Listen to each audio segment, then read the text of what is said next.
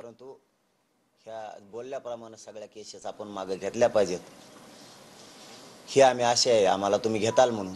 नाही घेतल्या तर पुढे आमच्या लक्षात आहेच, आज तुमच्या हातात आहे, तुम्ही नाही घेणार, उद्या आमच्या सुद्धा हातात काही गोष्टी आहेत, त्यावेळेस बघू.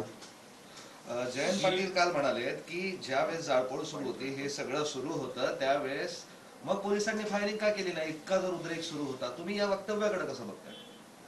नाही आता मला काय माहित त्याने कम नाही केली,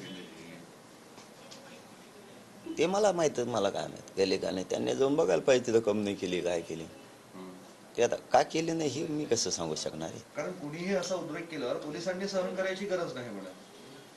नाही मग आम्ही कुठं सहन करा म्हणलं, आमचं म्हणणं एक आहे की जे काय कोणी केलं त्याचं समर्थन आम्ही केलं नाही. जाणून बुजून आमच्या गोरगरिबांच्या खेड्यापाड्यातले पोरं तुम्ही गुतवायला लागलात, तुमच्या हातात ही एखादी गोष्ट म्हणून तुम्ही जर गोरगरीब मराठ्यांच्या लोकांवर अन्याय करायला लागले, गोरगरीब मराठ्यांचं चाललेलं आंदोलन दडपायला लागले, तुमच्या हातात काहीतरी सत्ता आहे किंवा काही आहे म्हणून तुम्ही जर आमच्यावर अन्याय करायला लागले, पुढे आमच्या हातात आहे, आम्ही लक्षात ठेवलंय तुम्हाला सुद्धा, करा तुम्हाला काय करायचं तरी. अंतर्गतले लोक आमचे झोडपून काढले, आमच्या लोकांचे डोके फुटले, आमच्या लोकांना गोळ्या लागल्या, आमचं आंदोलन बदनाम करायचं काम केलं. गोरगरिबांचं लढा आहे, तुम्ही तुमच्या हातात काही गोष्टी आहेत म्हणून तुम्ही असा अन्याय मराठा समाजावर नाही करायला पाहिजे.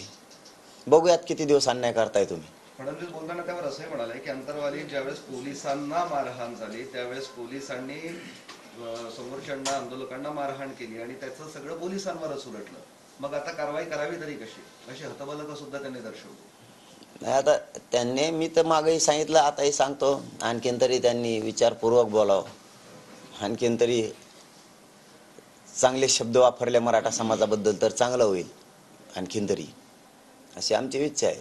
कारण मार कोणी खाल्लाय, कोणी अगोदर हाणलंय, पोलिसांनी सुरुवात कशी केली, काय केली हे त्यांना माहिती आहे. परंतु आता सरकार म्हणून त्यांना जर मराठ्यावर खोटं खोटं बोलून अन्याय करायचा असला, हरकत नाही. महाराष्ट्रातल्या किती मराठ्यांवर अन्याय करणार तुम्ही, मराठा लय मोठा संख्येनं आहे आणि पुढेही तुम्ही हातात येत.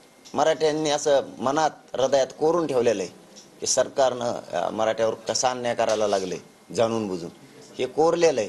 तुम्ही फक्त भोळ्यापणात राहू नका, मराठ्यांनी मनात कोरून ठेवलेलं आहे तुम्ही मराठ्यावर कशा स्वरूपाचा अन्याय करायला लागला, आरक्षणाच्या बाबत सुद्धा, आणि कोणाचं ऐकून.